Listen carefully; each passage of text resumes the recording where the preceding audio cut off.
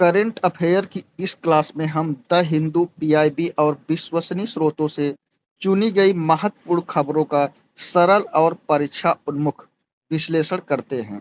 नमस्कार, मैं सुनील कुमार, आप देख रहे हैं आरपी कोचिंग। तो आज की पहली खबर है, अमित शाह ने नई दिल्ली के भगवान अयप्पा मंदिर में पूजा अर्चना की है। कब किए और कौन है?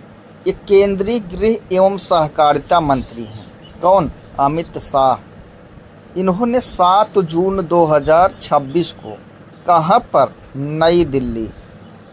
नई दिल्ली में स्थित है भगवान अयप्पा मंदिर। इसका क्या किए? दौरा।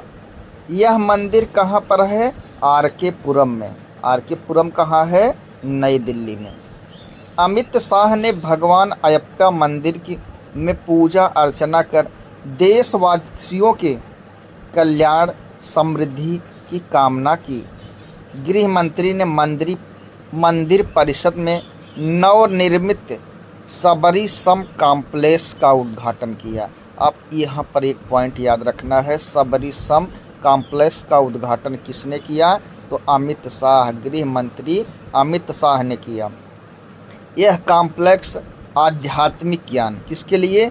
आध्यात्मिक ज्ञान, सांस्कृतिक गतिविधियों और मंदिर की कल्याणकारी पहलू का प्रमुख केंद्र बनेगा। इतनी बातें यहाँ से हमको याद करना है।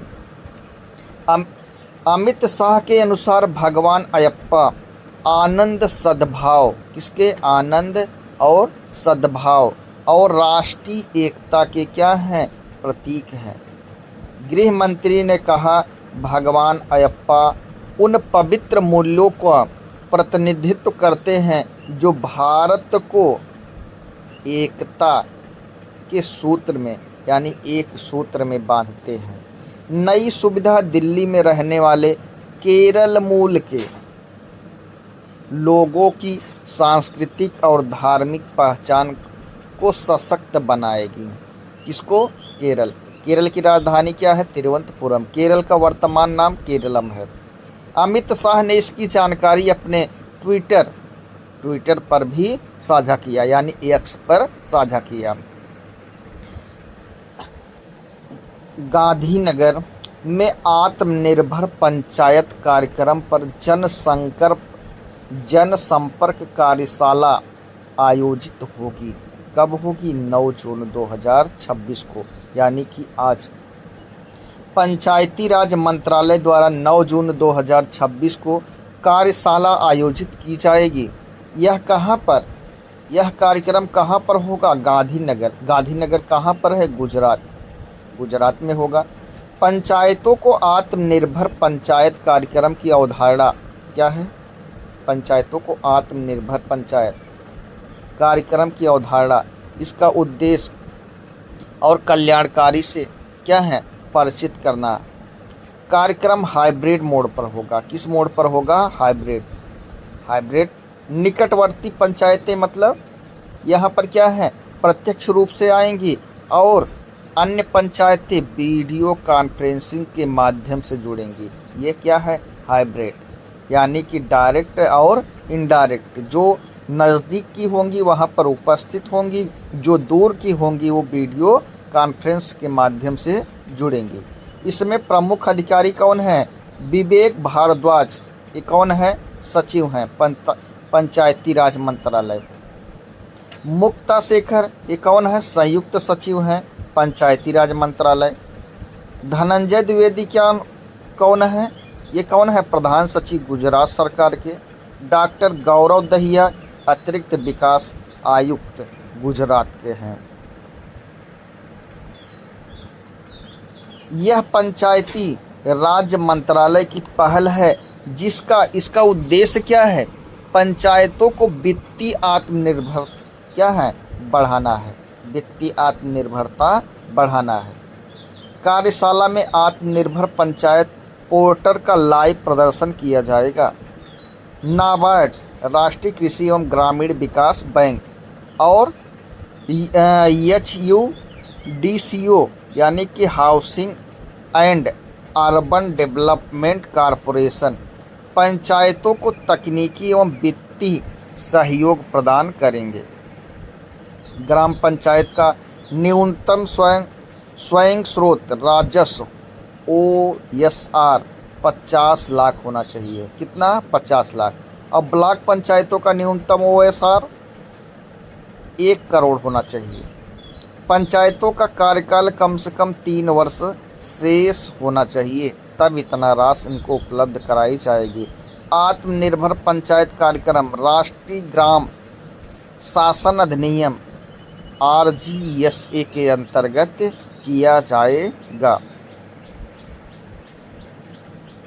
अगली हमारी खबर है 7 जून यानी केंद्रीय मंत्री कीर्तिवर्धन सिंह ने लॉन्च किया NGP यानी कि NGP नेशनल जूलॉजिकल पार्क साथी ऐप लॉन्च किया। कौन लॉन्च किया है? केंद्रीय मंत्री कीर्तिवर्धन सिंह ने NGP लॉन्च किए हैं। कब? 7 जून को। NZP साथी ऐप NZP साथी ऐप लॉन्च किया गया। ये केंद्रीय पर्यावरण वन एवं जलवायु परिवर्तन राज्य मंत्री कीर्तिवर्धन सिंह ने इस ऐप को लॉन्च किया। ये बातें हमको याद रखना है।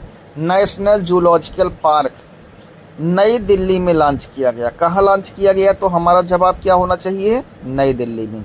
यह एक स्मार्ट डिजिटल जू गाइड ऐप है। स्मार्ट डिजिटल जू गाइड ऐप है जो आगंतुकों को चिड़ियाघर में मार्ग प्रदान करेगा, मतलब रास्ता बताएगा, ऐसा ऐप है। ऐप में इंटरैक्टिव डिजिटल मैप और स्मार्ट नेविगेशन सिस्टम उपलब्ध है।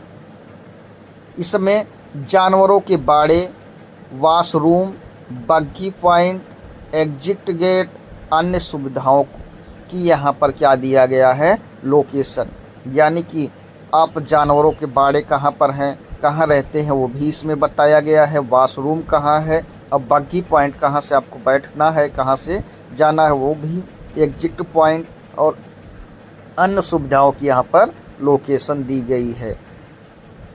मंत्री ने सेल्फ टिकटिंग कियोस्क का भी उद्घाटन किया।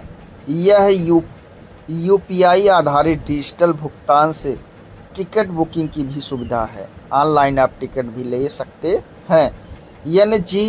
NZP साथी ऐप एंड्रॉयड और iOS दोनों प्लेटफार्म पर उपलब्ध है।